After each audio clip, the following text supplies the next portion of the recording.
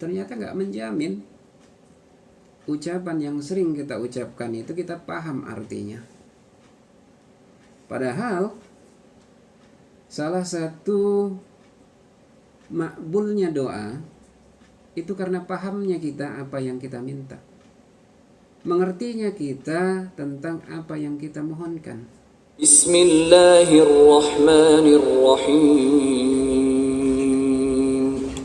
Assalamualaikum warahmatullahi wabarakatuh. Alhamdulillahirrabbilalamin. Wabinasta'in ala umuri dunya waddin. Sallallahu ala nabiyina Muhammadin wa ala alihi wa sahbihi ajma'in. Amma ba'd.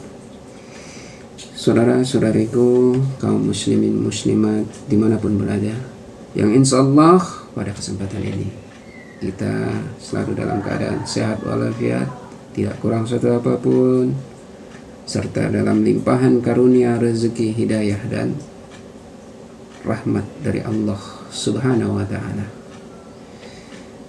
Pada kesempatan ini kita akan membahas tentang sempurnanya doa sakinah mawaddah warahmah bagi pasangan suami istri. Di era sosial media seperti saat ini, tentu bukan hal yang aneh dan sering kali pun kita melihat komentar yang banyak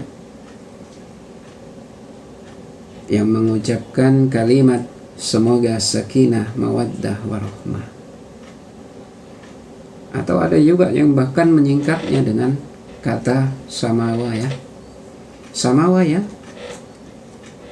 yaitu ketika ada postingan yang baru menikah atau mau menikah, atau juga ketika ada yang haul atau pernikahannya, ulang tahun pernikahannya, ucapan ini sering diungkapkan. Namun perkataan yang populer yang sering kita ucapkan samawa, sakinah, mawaddah, warahmah ya, tapi nggak menjamin kita kadang paham dengan apa yang diucapkan. Coba tanyakan kepada beberapa teman yang sering mengucapkan kalimat semoga sakinah, mawaddah, warahmah. Kira-kira mereka tahu nggak apa yang mereka ucapkan itu? Tahu nggak mereka apa artinya? Tahu nggak mereka arti maknanya itu? Ternyata nggak menjamin ucapan yang sering kita ucapkan itu kita paham artinya. Padahal salah satu makbulnya doa itu karena pahamnya kita apa yang kita minta, mengertinya kita tentang apa yang kita mohonkan. Dan jika kita mau pahami bahwa ucapan sakinah mawaddah itu termasuk doa yang sempurna, harapan ucapan yang lengkap untuk pasangan suami istri, tidak hanya dunia aja, bahkan untuk keselamatan, kebahagiaan dunia dan akhirat. Kok bisa? Ya, karena kalimat ini adalah bagian dari ayat Al-Quran dalam surat Ar-Rum ayat 21. Wa min ayatihi an khalaqalakum min anfusikum azwajal litaskunu ilaiha wa ja'ala bainakum mawaddatan wa rahmah. Inna fi zalika laayatin liqaumin yatafakkarun. Dan di antara tanda-tanda kekuasaan Allah adalah Dia menciptakan untukmu istri-istri dari jenismu sendiri, supaya kamu tenang kepadanya, dan dijadikannya di antaramu rasa cinta dan sayang. Sesungguhnya yang demikian itu benar-benar tanda-tanda bagi kaum yang berpikir. Jadi sakinah itu diambil dari kata litaskunu. An khalaqalakum min anfusikum azwajal litaskunu ilaiha. Dia menciptakan untukmu istri-istri dari jenismu sendiri supaya kamu cenderung tenang kepadanya. Jadi makna dari litaskunu ini supaya kamu tenang, tentram. Kepada siapa? Kepada istri. Dan kalau kita mau ambil litaskunu ini, ada dua macam litaskunu dalam Al-Quran. Yang pertama, bahwa litaskunu ini diikuti dengan kalimat, dengan kata fihi. Jadi kalimat litaskunu digandeng dengan kata fi. Sedangkan yang satu lagi, kata litaskunu ini digandeng dengan kata ilaiya. Dalam hal ini ilaiha. Ini ayat yang kita baca tadi.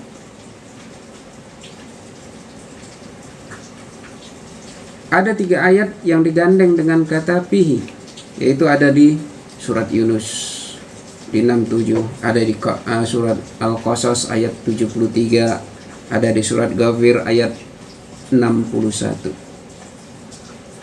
Ketiga ayat yang bergandeng dengan litaskunu ini dimaknai bahwa ketenangannya itu didapatkan karena nikmat Allah tanpa harus usaha, tanpa harus berjuang.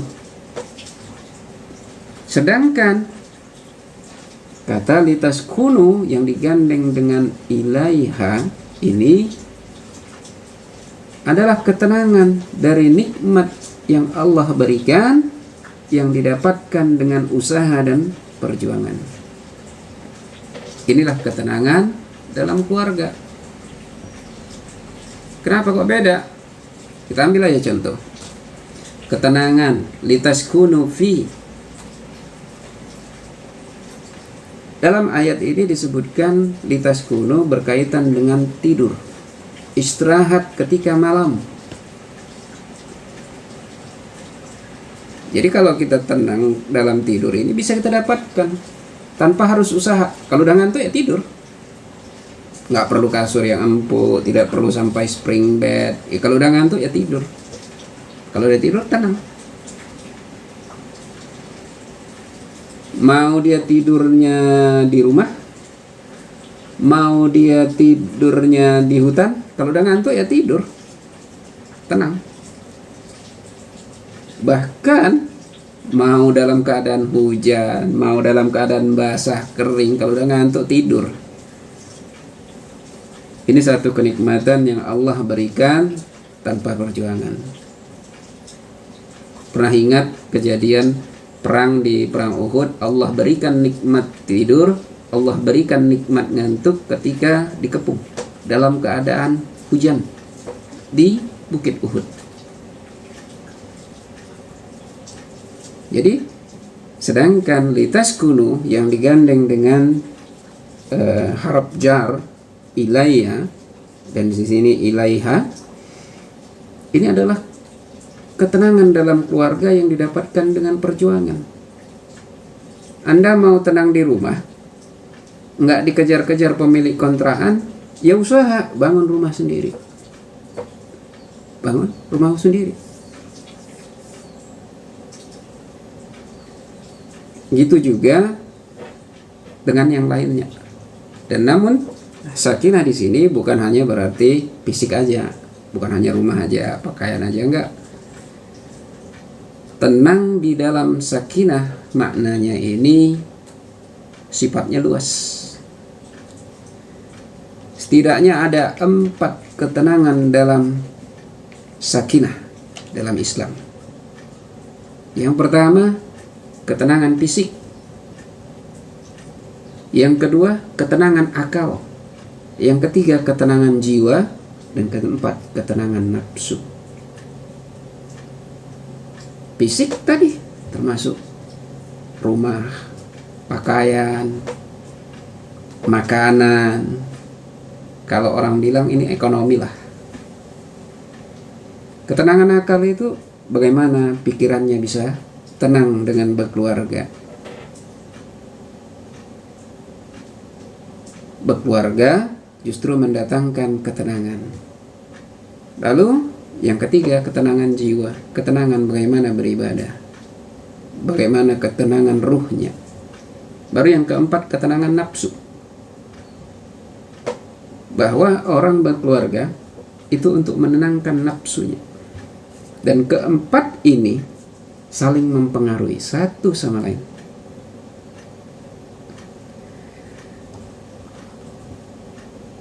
Jadi keempatnya ini sesuatu yang harus diusahakan, harus diikhtiarkan, harus dikerjakan. Jadi nggak ada ketenangannya ini hanya dengan menerima aja, enggak, harus diusahakan.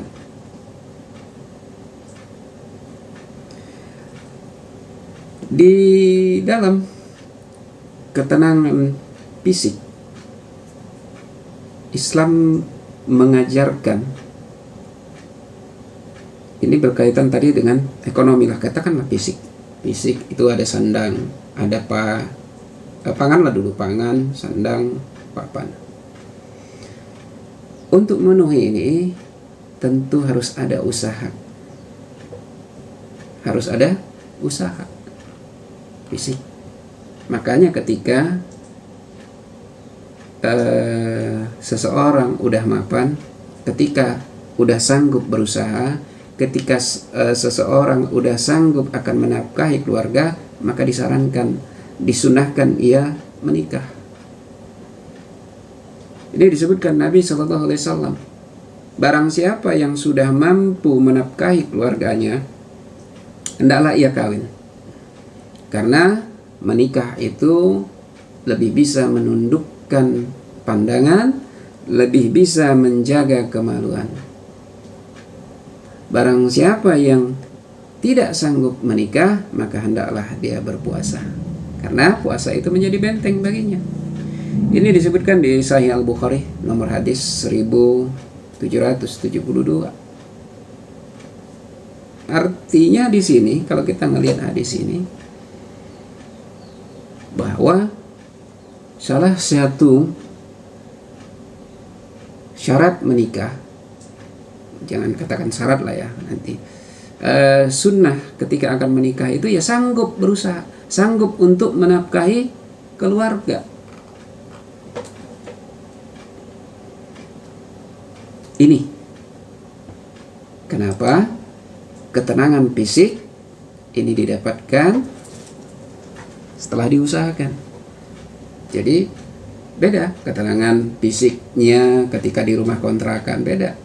Nanti setiap bulan atau setiap tahun bingung mau bayar kontrakan. Beda ketika dia punya rumah sendiri. Walaupun mungkin agak rumahnya mungkin nggak terlalu besar, tidak terlalu mewah, tapi bisa menjadikan ketenangan bagi orang yang di dalamnya. Dan Islam mengajarkan bahwa usaha yang dilakukan, nafkah yang diberikan seorang suami kepada istrinya, itu dianggap sedekah. Dihitung sedekah. Bahkan nafkah terbaik, uang terbaik seorang suami itu adalah uang yang dibelanjakan untuk keluarganya. Jadi bagaimana ketenangan keluarga ini diberikan,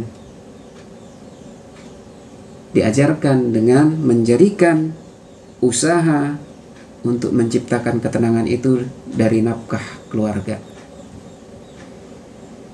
Jadi seorang suami ketika memberikan uang belanja kepada istrinya, memberikan uang untuk membeli pakaian, perlengkapan rumah, itu adalah sedekah. Dengan baiknya terpenuhinya kebutuhan fisik, maka dengan sendirinya akan tenang. Pakaiannya terpenuhi, makanannya terpenuhi, maka mereka akan tenang. Ini ketenangan yang didapatkan setelah usaha dalam keluarga.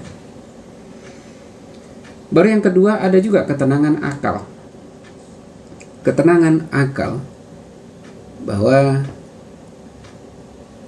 akal manusia itu akan tenang ketika tersalurkan.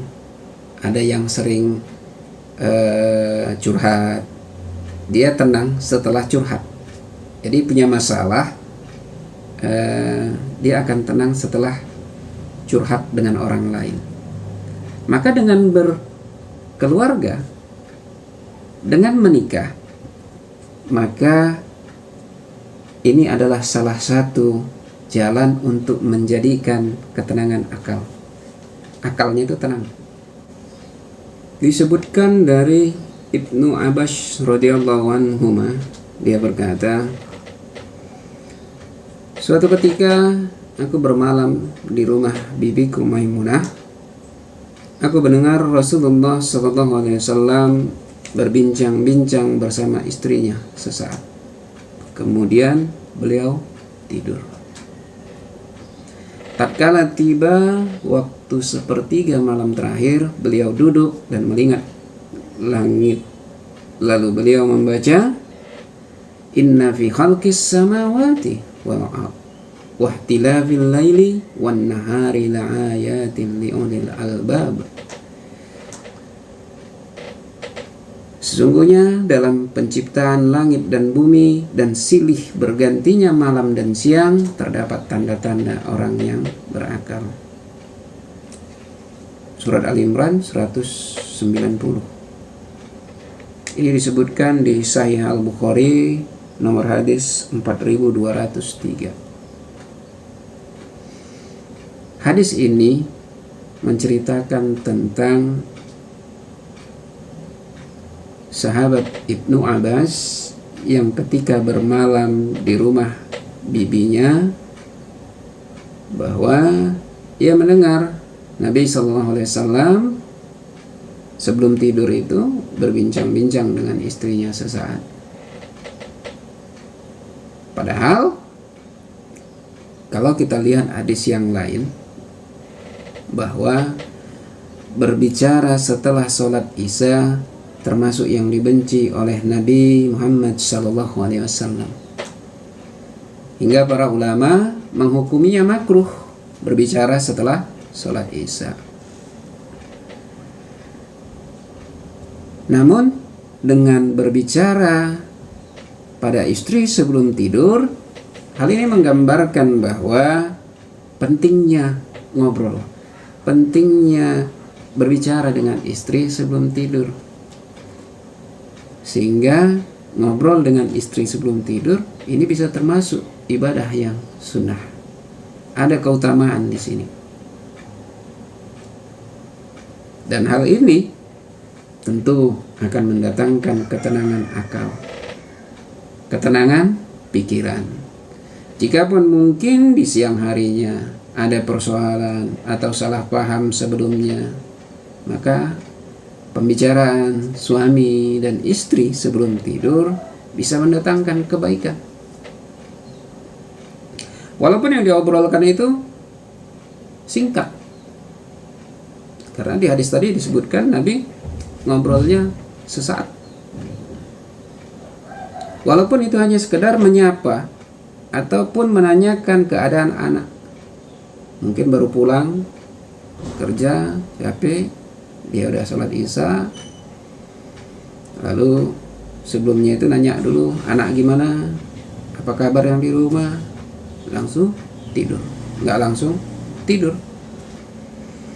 Sama seperti ketika Nabi SAW itu pulang dari sholat, beliau menanyakan kepada istri beliau bahwa apakah, karena kebetulan Ibnu Abbas radhiyallahu anhu sedang tidur di rumah daripada beliau. Ini disebutkan dari Ibnu Abbas radhiyallahu anhu, ia berkata, aku pernah bermalam di rumah bibiku Maimunah. Lalu Rasulullah sallallahu alaihi wasallam datang pada waktu sore. Maka beliau bersabda, apakah anak ini sudah sholat? Mereka menjawab, ya sudah. Lalu beliau berbaring. Setelah malam baru beliau bangun, berwudu, sholat 7 atau 5 rakaat sholat witirnya. Ini disebutkan di Sunan Abu Daud di nomor hadis 1150. Jadi artinya beliau itu sebelum tidur ya menyapa istrinya, minimal nanya kabar, atau bisa juga nanya lah kepada istri, anak-anak udah sholat belum, kalaupun memang udah tidur duluan. Jadi obrolan ini bisa menghangatkan, membawa ketenangan kepada pikiran. Apalagi sampai bercanda, tentu akan semakin menghangatkan hubungan, sampai menenangkan pikiran. Sehingga bercanda itu termasuk hiburan yang disunahkan. Di dalam sebuah hadis disebutkan bahwa bercanda dengan istri termasuk hiburan yang disunahkan, sebagai bagian daripada termasuk dari 3, yaitu memanah. Berkuda itu kan olahraga yang disunahkan, hiburan yang disunahkan. Jadi termasuk bercanda dengan istri juga hiburan yang disunahkan. Hadisnya ini cukup banyak, namun para ulama berbeda pendapat tentang kedudukannya. Ini sahih, ada yang mendhaifkan seperti Al-Albani ini mendhaifkannya, cuman Abu Tahir itu mensahihkannya. Jadi dimana ini disebutkan dari Uqbah bin Amir bahwa Rasulullah Sallallahu Alaihi Wasallam bersabda, sesungguhnya aku memasukkan 3 orang ke dalam surga karena suatu anak panah, yaitu pembuatnya yang menginginkan kebaikan membuatnya, orang yang memanah dengannya, serta orang yang mengambilkan anak panah untuknya. Panah dan naiklah kuda, kalian memanah, dan lebih aku sukai daripada kalian menaiki kuda. Bukan termasuk hiburan kecuali 3 perkara. Seorang yang melatih kudanya, bercanda dengan istrinya, memanah dengan busurnya, serta anak panahnya. Jadi barang siapa yang meninggalkan memanah setelah ia mengetahuinya karena tidak senang kepadanya, maka sesungguhnya hal itu adalah kenikmatan yang diingkari. Sunan Abu Daud nomor hadis 2152. Jadi bercanda dengan istri itu termasuk sunnah, hiburan yang sunnah, baik untuk ketenangan pikiran, meminimalisir percecokan, silih pendapat. Baru yang ketiga yaitu mengejar ketenangan, itu ketenangan jiwa ya. Walaupun ujung daripada kita adalah mengejar daripada ketenangan jiwa, tapi Islam mengajarkan ketenangan jiwa dengan ibadah, tidak boleh meninggalkan kewajiban memberikan nafkah batin kepada istri. Karena ada hak istri, ada hak badan juga. Ini disebutkan dari Abdullah bin Amru bin Al-Ash radhiyallahu anhuma, di mana Rasulullah berkata kepadaku, wahai Abdullah, apakah benar kamu berpuasa seharian penuh, lalu kamu sholat malam sepanjang malam? Lalu Abdullah bin Amru menjawab, benar ya Rasulullah. Lalu Rasulullah berkata, janganlah kamu lakukan itu tapi saumlah dan berbukalah, sholat malamlah dan tidurlah. Karena untuk jasadmu ada hak atasmu, matamu ada hak atasmu, istrimu punya hak atasmu, istrimu punya hak atasmu. Diulangi Nabi lagi. Dan cukuplah bagimu bila kamu berpuasa selama 3 hari dalam setiap bulan, karena bagimu setiap kebaikan akan dibalas 10 kebaikan yang serupa. Yang berarti kamu sudah melaksanakan puasa sepanjang tahun seluruhnya. Ini disebutkan di Sahih Al-Bukhari nomor hadis 1839. Jadi beribadah pun kita sepanjang waktu, Nabi SAW tidak membolehkannya. Karena ada hak diri kita, ada hak jasad kita, ada hak istri kita. Jadi kalaupun sholat malam, ya sholat tapi tidur juga. Puasa tapi berbuka juga. Jangan puasa seterusnya. Dan indahnya Islam, Nabi larang berpuasa sepanjang hari, tiap hari. Nabi larang. Nabi ganti dengan puasa tadi 3 hari dalam setiap bulan. Tapi pahalanya sama seperti puasa sepanjang tahun. Karena dilipatkan pahalanya 10 kali lipat. Jadi puasa 3 hari setara dengan puasa sebulan. Puasa 3 hari setiap bulan setara dengan puasa setahun. Ini indahnya Islam. Jadi ketenangan jiwa dengan beribadah, tidak boleh meninggalkan kewajiban kita memberi nafkah kepada keluarga, baik nafkah batin terhadap istri. Jadi ketenangan jiwa yang seimbang itu berbarengan dengan ketenangan nafsu. Disebutkan tadi di Al-Quran bahwa litaskunu ilaiha, berarti ketenangan kepada istri, kepada wanita ini. Jadi ketenangan nafsu ini lebih cenderung kepada suami, kepada laki-laki. Namun bukan berarti istri juga nggak perlu dijaga ketenangan nafsunya, tapi lebih condong kepada nafsu suami. Ketenangan nafsu ini kalau kita bisa lihat bahwa dalam Islam ada dikenal bahwa jika seorang suami mengajak istri tempat tidur, lalu istrinya tadi enggan, maka ia akan dilaknat oleh malaikat sampai pagi. Ini ada disebutkan di Sahih Al-Bukhari nomor hadis 4794. Hadis ini juga kadang kalau orang orientalis, orang-orang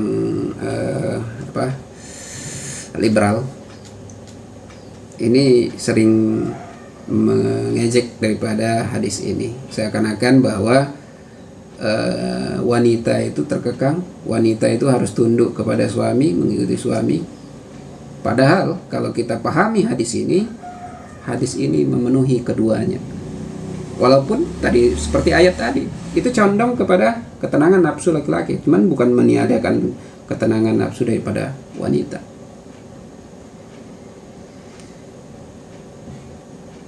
Ini sasarannya kepada wanita. Jika suami mengajak istrinya ke tempat tidur, lalu istrinya enggan memenuhi ajakannya, maka ia akan dilaknat sampai pagi. Akan dilaknat sampai pagi. Memang ini laknat untuk istri. Tapi kita balik, suami mana yang ikhlas? Suami mana yang ridho? Suami mana yang mau ketika istrinya dilaknat? Ada hubungan timbal balik.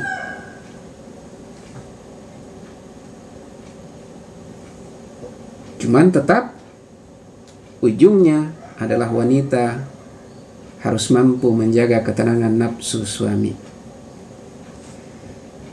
Kenapa? Karena disebutkan Nabi SAW bahkan sampai haid pun itu tidak bisa dijadikan alasan untuk melarang atau untuk menolak daripada percumbuan. Karena Nabi mengajarkan bahwa hubungan intim itu nggak harus selalu jima, tidak selalu hubungan seks, hubungan kelamin, enggak.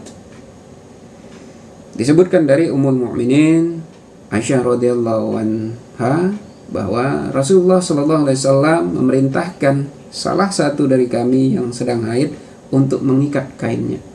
Kemudian beliau mempergaulinya.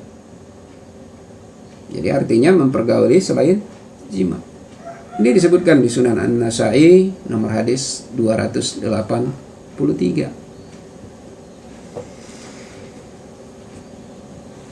Makanya ketika seorang istri itu memberangkatkan suaminya keluar rumah, maka tenangkan juga nafsunya. Ini kenapa Nabi SAW kalau mau keluar rumah itu mencium istrinya dulu. Jadi pamitnya itu mencium istri. Disebutkan bahwa kita tahu bahwa tempat sholat masjid dengan rumah Nabi itu dekat. Tapi ketika mau sholat itu Nabi mencium istrinya dulu. Artinya apa? Mau keluar rumah ditenangkan dulu nafsunya agar sholat pun tenang. Ini disebutkan dalam hadis dari Sunan Abu Daud ada di nomor hadis 153. Sama dari riwayat dari Ummul Mukminin Aisyah radhiyallahu anha bahwa Nabi SAW pernah mencium salah satu istri beliau, kemudian beliau keluar untuk sholat, sedangkan beliau tidak berwudu lagi.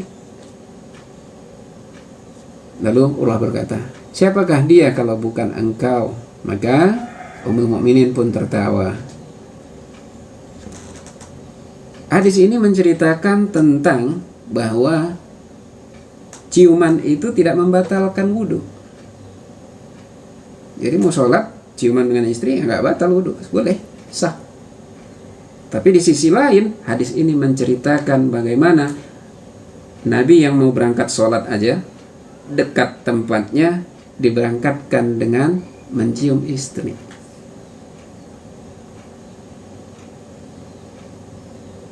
Jadi ketika berangkat suami keluar rumah, berangkatkan dengan ketenangan nafsunya.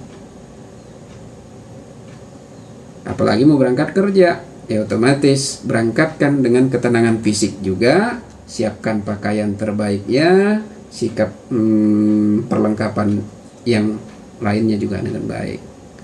Jangan pula sampai di kantor masih diperbaiki oleh sekretarisnya mungkin, Pak, dasinya agak miring Pak, katanya. Kan jadi repot. Awalnya memperbaiki dasi, besok-besoknya, iya Pak, bajunya kok agak kusut, boleh buka aja dulu biar disetrikain. Malu kita nanti lihat klien kita, kan udah repot.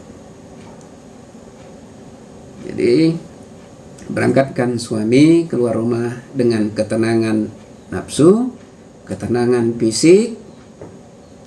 Jadi ketenangannya tadi itu bergandengan semuanya.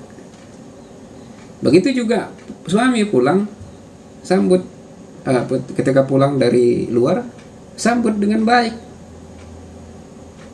termasuk ketenangan nafsunya. Karena bisa jadi dia pulang ke rumah itu karena nafsu melihat seorang wanita di luar. Karena disebutkan dari riwayat sahabat Jabir radhiyallahu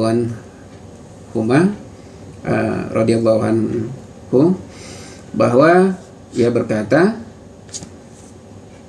saya mendengar Rasulullah SAW melarang seorang laki-laki bersama laki-laki lain dalam satu kain, dan seorang wanita dengan wanita lain dalam satu kain. Dan beliau bersabda, jika salah seorang dari kalian kagum terhadap seorang wanita, maka datangilah istrinya, karena hal itu bisa meredam gejolak nafsunya. Ini disebutkan di Musnad Ahmad nomor hadis 14.712.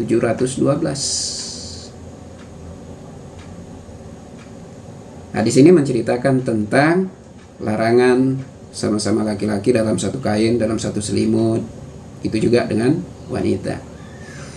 Dan menceritakan bagaimana seorang suami ketika di luar dia melihat wanita lalu dia nafsu, ataupun dia kagum, ataupun dia agak kalau kita bilang ya, agak terangsang ataupun lain sebagainya, maka Nabi SAW pulanglah, jumpai istri, datang istri untuk meredam gejolak nafsunya. Dan tentu suatu yang baik, karena ia nafsu, dia memilih pulang ke rumah. Bagaimana jika dia memilih tempat yang lain? Kan udah repot. Makanya ketika suami pulang ke rumah, sambut dengan baik.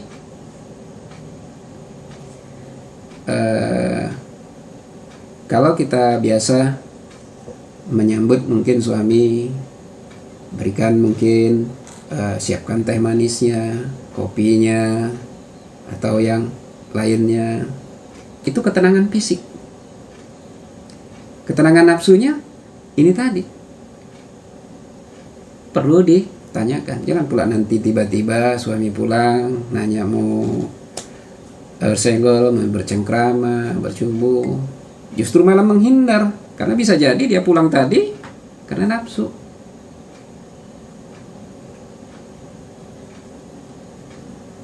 Dan nafsu di siang hari, percumbuan, itu juga tidak mesti dengan jima, tidak mesti harus berhubungan kelamin, tidak mesti berhubungan seks. Di dalam Islam Nabi SAW ada namanya mubasyarah. Ketika berpuasa, mubasyarah ini dilarang, tapi ada juga mubasyarah yang dibolehkan. Mubasyarah tanpa jima ini boleh, meskipun itu dikerjakan dalam bulan puasa. Bahkan Nabi SAW sering melakukannya ketika di waktu saat berpuasa.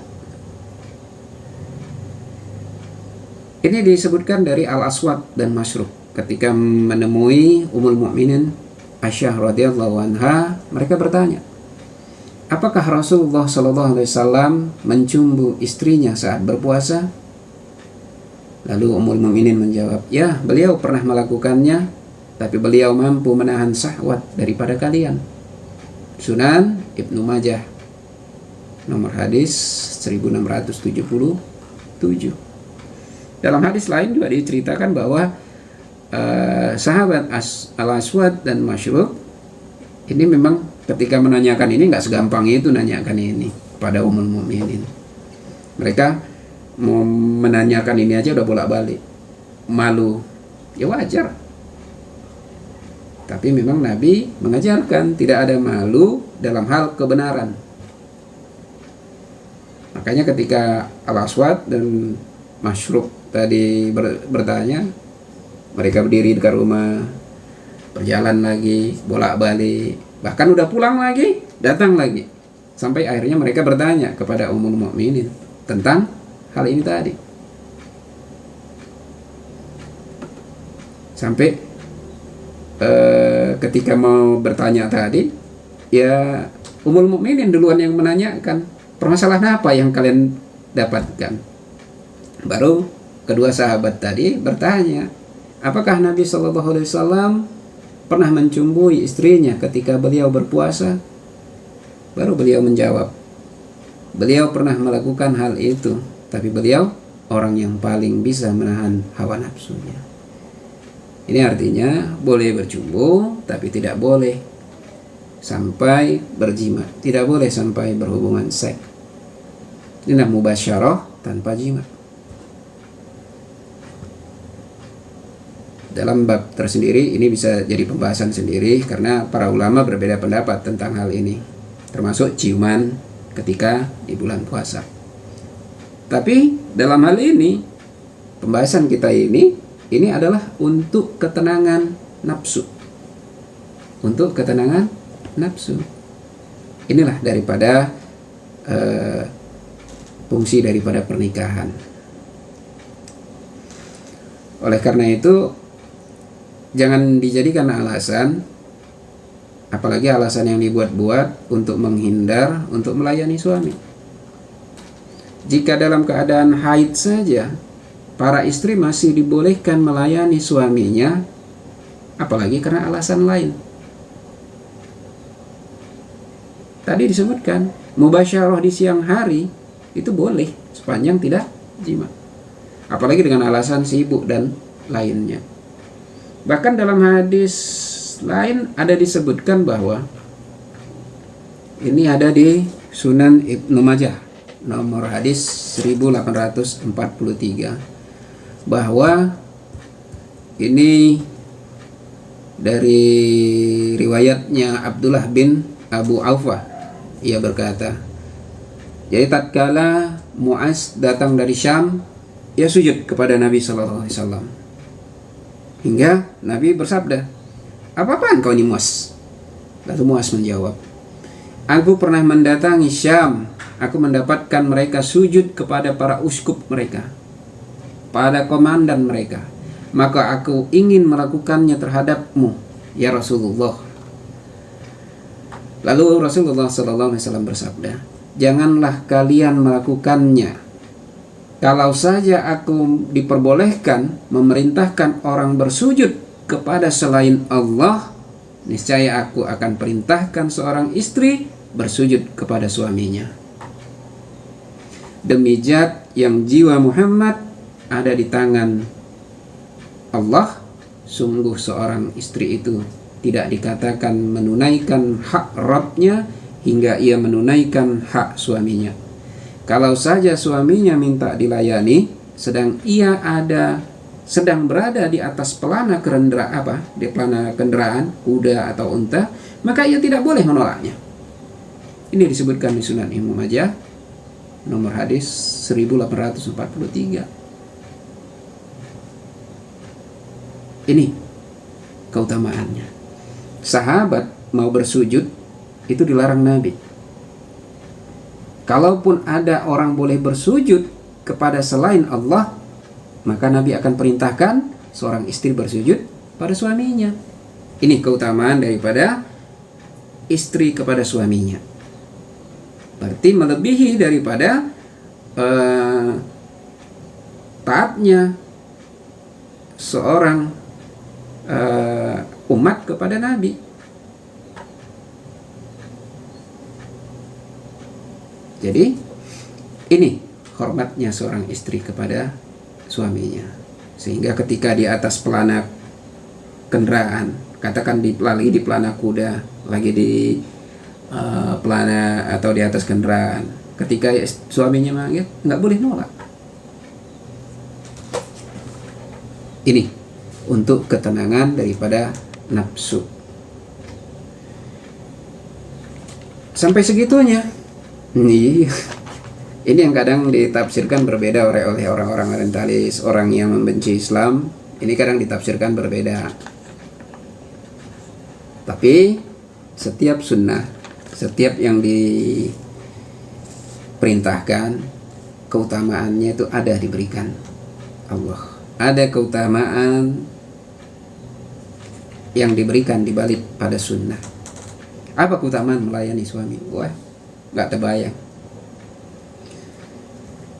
Pernah dengar hadis tentang bahwa bagaimana seorang pezina dari wanita Bani Israel atau pelacur dari Bani Israel itu diampuni karena memberi minum anjing. Ini ada di Sahih Al-Bukhari nomor hadis 3208 bahwa Nabi Shallallahu Alaihi Wasallam bersabda, ada seekor anjing yang sedang berputar-putar di dekat sebuah sumur dan hampir mati karena kehausan, lalu dilihat oleh seorang wanita pezina dari pezina Bani Israel. Lalu wanita itu pun melepas sepatunya, lalu diisinya air dan dia memberi minum anjing itu, sehingga dia diampuni karena perbuatannya itu. Ini wanita pezina dari Bani Israel yang diberi minumnya itu seekor anjing. Apalagi ini seorang wanita, seorang istri, dia melayani suaminya untuk menenangkan nafsunya. Ya, bisa kebayang keutamaan yang didapat. Jauh lebih. Bisa kita lihat bagaimana seorang istri Fir'aun itu mendapatkan tempat terbaik di surga. Padahal yang dia layani adalah seorang Fir'aun. Jadi ini keutamaan daripada seorang istri. Meskipun suaminya seperti Fir'aun, tapi ia bisa mendapatkan kedudukan kemuliaan di akhirat. Ia bisa mendapatkan kemuliaan tempat yang tinggi di surga. Ini yang 4 tadi ya, 4 tadi, ketenangan fisik, ketenangan akal, ketenangan nafsu, ketenangan jiwa dan ketenangan nafsu. Jadi pernikahan itu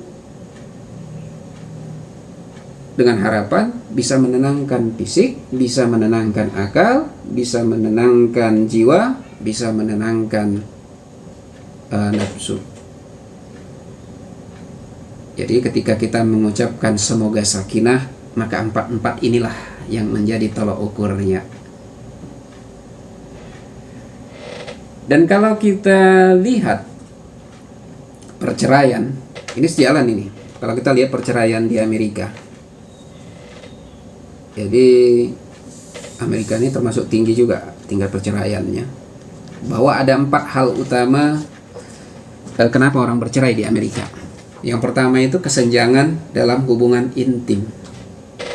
Yang kedua, perselisihan bagaimana cara mengisi waktu luang. Yang ketiga, perihal ekonomi. Yang keempat, ketidaknormalan pemikiran, tubuh, dan perasaan. Jadi di negara yang hubungannya bebas, yang prinsip kebebasan itu dijunjung tinggi, ternyata perceraian itu dipicu oleh kesenjangan suami istri dalam hubungan intim. Suatu yang ironi kan?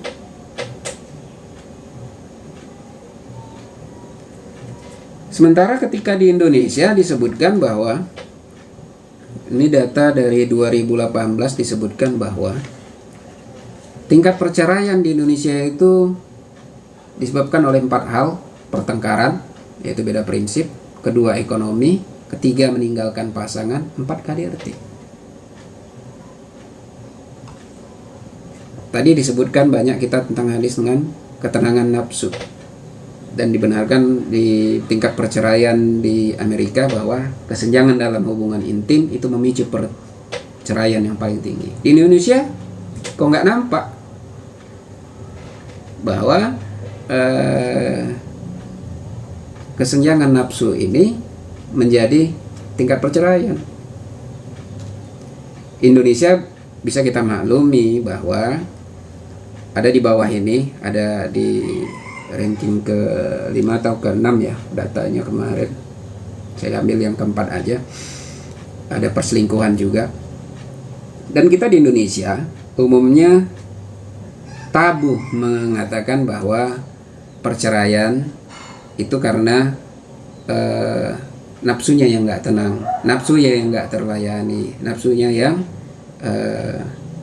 Ya katakanlah kesenjangan nafsu seperti di Amerika tadi.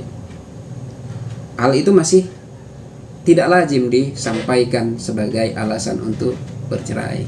Makanya perceraian itu lebih karena disebutkan pertengkaran, ekonomi, meninggalkan pasangan, KDRT, dan ataupun perselingkuhan dan lainnya. Dan kadang perceraian karena pertengkaran, ekonomi, meninggalkan pasangan, KDRT yang dijadikan alasan itu adalah sebab terakhir. Bisa jadi penyebab dasarnya itu karena senjangan hubungan intim tadi. Karena nggak cocok di situ, merembet masuk ke pertengkaran, masuk ke ekonomi, masuk ke meninggalkan pasangan, masuk jadi KDRT. Pernah dengar berita juga kan, sedih kita ketika seorang suami tidak dilayani sampai membunuh istrinya, sampai menganiaya istrinya, bahkan kadang anaknya pun menjadi korban karena tidak dilayani istrinya. Bahkan anak pun jadi pelampiasan ketika istri tidak melayani. Suatu perbuatan yang tidak patut diucapkan, tapi itu yang terjadi di tengah-tengah kita. Oleh karena itu, pernikahan itu harus mampu menjaga 4 ketenangan ini. Sakinah dalam 4 hal ini. Sakinah dalam fisik, sakinah dalam akal, sakinah dalam jiwa, sakinah dalam nafsunya. Sehingga ketenangan di rumah tangga itu bisa benar-benar terjalin. Ada hubungan yang saling mengurangi ego, saling menyadari kedudukan masing-masing. Dan kalau kita melihat sejarahnya, kenapa Nabi SAW itu hijrah ke Madinah, dari Makkah ke Madinah, bukan hanya karena penganiayaan di Makkah atau lainnya. Bisa kita lihat dari sisi lain. Sisi lainnya itu dari mana? Ini bisa kita lihat di hadis dari Sahih Al-Bukhari di nomor hadis 2288. Ini dari riwayatnya Umar ibn Khattab. Beliau menyebutkan bahwa kami adalah kaum Quraisy yang biasa menundukkan para istri. Hingga ketika kami mendatangi kaum Ansor, ternyata mereka adalah sebuah kaum yang ditundukkan oleh istri-istri mereka. Dan ketika awal-awal hijrah, para kaum muhajirin ke Madinah, itu para istri meniru daripada kebiasaan wanita Ansor, di mana mereka mungkin biasa mengatur istri, biasa mengatur suami, biasa merintah suami, biasa membantah suami. Jadi dengan Islam hadir di Madinah, ini menjadikan persinggungan antara dominasi suami istri masuk ke budaya dominasi istri kepada suami. Jadi temu dia titik tengahnya sehingga bisa adil bagaimana kedudukan suami dengan istri, istri dengan suami. Jadi Islam benar-benar memberikan pelajaran, pengetahuan bagaimana kedudukan suami dan istri. Dan bisa kita dapat juga dari hadis bagaimana setiap orang itu adalah pemimpin. Suami adalah pemimpin keluarga, istri pemimpin rumah tangga. Jadi dua-dua. Jadi mungkin pada kesempatan ini kita hanya membatasi pembahasan pada sakinah aja. Nanti insya Allah pada kesempatan berikutnya kita akan bahas tentang mawaddah dan warahmahnya. Dan untuk sakinah ini tentu adalah ketenangan yang dalam rumah tangga yang diikuti dengan sakinah fisik, sakinah akal, sakinah jiwa, sakinah nafsu. Dan mudah-mudahan ini bermanfaat bagi kita semua, terutama bagi saya pribadi, karena dalam rumah tangga ini nggak ada hal yang tuntas. Kita semua belajar. kita semua belajar bagaimana berkeluarga yang baik, bagaimana mengarungi bahtera rumah tangga, bisa kita menjadikan keluarga yang sakinah. Itu aja mungkin. Billahi taufiq wal hidayah. Assalamualaikum warahmatullahi wabarakatuh. Terima kasih. Untuk download buku bisa langsung melalui website Hikmah 313, dan untuk saran, kritik maupun pertanyaan dapat melalui kolom komentar. Dan untuk dapat mengikuti video-video selanjutnya, silahkan untuk subscribe dan hidupkan notifikasi loncengnya. Billahi taufiq wal hidayah. Assalamualaikum warahmatullahi wabarakatuh.